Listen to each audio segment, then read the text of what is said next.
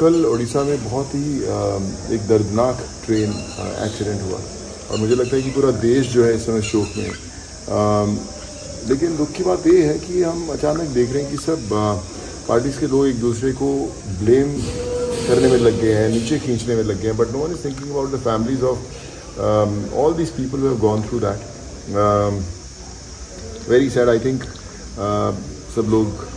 हम लोग ट्वीट करते हैं, शोक दिखाते हैं, फिर अपनी ज़िंदगी में बिजी हो जाते हैं। But what about all those people जो अपने घर से निकले थे रोटी कमाने के लिए? कोई चेन्नई जा रहा था, कोई मजदूर बिहार का, अलग अलग फैमिलीज़ के छोटे छोटे परिवारों के लोग, जो पूरे परिवार ख़त्म हो गए। मुझे नहीं लगता कि वापस से कभी वो खड़े हो पाएंगे।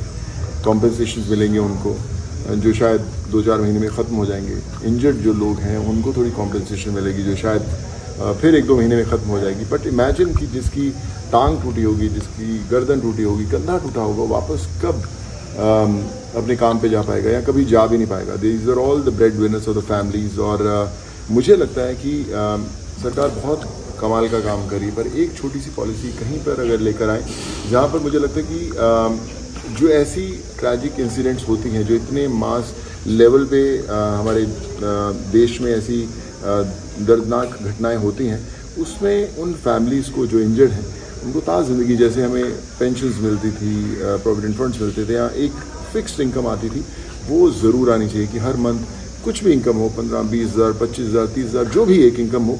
इन फैमिलीज़ जो इंजर्ड हुए हैं फैमिलीज़ या जिनके परिवार वाले गए हैं, उनको एक फ़िक्स इनकम आनी ज़रूरी है ताकि वो चल सके, क्योंकि जो भी हम थोड़ी बहुत कॉम्पनसेशन देंगे वो ज़्यादा देर तक टिकने वाली नहीं है, और कोई भी कॉम्पनसेशन फैमिली का जो लॉस हुआ है उसको कभी पूरा नहीं कर पाएगी। तो आई वुड रिक्वेस्ट हाथ जोड़ के सब लोगों से कि आप मिलकर कुछ ना कुछ ज़रूर करें।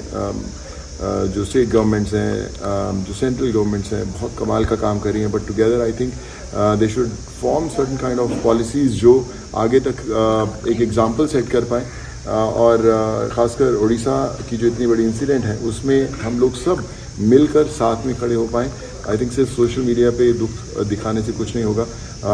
एक रिलीफ फंड इकट्ठा होना चाहिए उन फैमिलीज़ के लिए, उन परिवार वालों के लिए। And I would say please make it happen.